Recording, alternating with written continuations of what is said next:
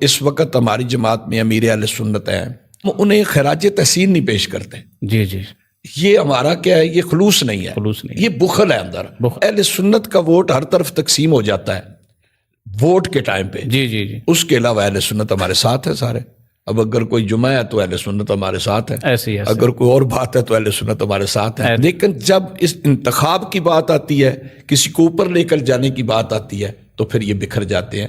آپ کیا سمجھتے ہیں کہ اہل سنت کی اس وقت کافی اتحاد بنتے ہیں، جماعتیں بنتی ہیں، لیکن ایک تو اتحاد کوئی قائم نہیں رہتا، پھر اس کے بعد اسمبلی کے اندر اہل سنت کے ووٹ بینک کے طور پر ہم نہیں پہنچ سکتے۔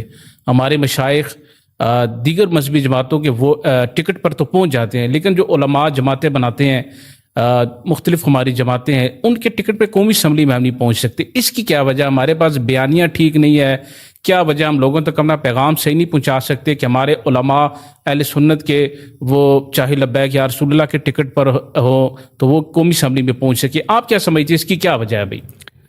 اصل میں اس میں جو میں سمجھتا ہوں، یہ فقدان تو یہی ہے کہ ہم اخلاص کے ساتھ ایک دوسرے کے ساتھ بیٹھتے نہیں ہیں۔ صحیح۔ اور اگر ہم اخلاص کے ساتھ بیٹھے تو یقیناً ہمارا بینک ووٹ تو ہے، جی جی، اس میں تو کوئی کمی ہے ہی نہیں ہے۔ لیکن سارا ووٹ جو ہے نا، وہ اہل سنت کا ہی تقسیم ہوتا ہے۔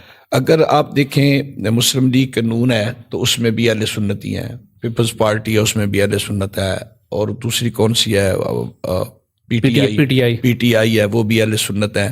اور لبیک جو ہے یہ صرف مذہبی لوگ ہیں اس میں۔ جی جی جی جی۔ اب اس میں جب بات مذہب کی آتی ہے، ناموس کی آتی ہے، ختم نبوت کی آتی ہے، عشق رسول کی آتی ہے، حضور کی عظمت کی آتی ہے، تو پھر تو کوئی شک نہیں ہے جی جی، بے شک کہ لبیک جو ہے وہ بہت کام کر رہی ہے، بے شک، اور اللہ تعالیٰ انہیں اور ہمت عطا فرمائے۔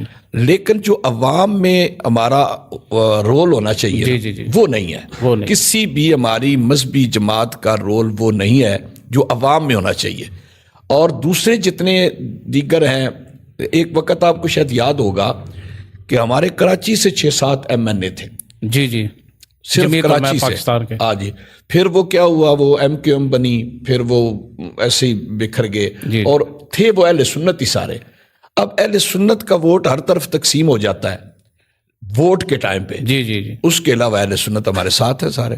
اب اگر کوئی جمعہ ہے تو اہل سنت ہمارے ساتھ ہے، اگر کوئی اور بات ہے تو اہل سنت ہمارے ساتھ ہے۔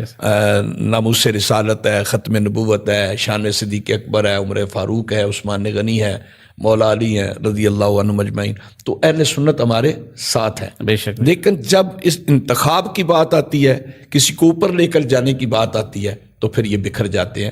اس کے لیے میں یہ سمجھتا ہوں کہ ہمیں اپنے بڑوں کو مان لینا چاہیے، بے شک۔ ہم بڑوں کو کھڑا تو کرتے ہیں، مانتے نہیں ہیں۔ چاہے اس وقت ہماری جماعت میں امیر اہل سنت ہیں، گو کہ وہ سیاسی تعلق نہیں ہے، جی جی جی، لیکن ایک کام تو ہو رہا ہے نا، تبلیغی جماعت کے طور پہ کر رہے ہیں، بہت بڑا نیٹ ورک۔ اب ہم انہیں خراج تحسین نہیں پیش کرتے۔ جی جی، یہ ہمارا کیا ہے، یہ خلوص نہیں ہے، یہ بخل ہے اندر، بخل ہے۔ اسی طرح کوئی اور جماعت ہے، تحریک لبیک ہے، تو یہ بھی ہم خلوص کے ساتھ بات نہیں کرتے۔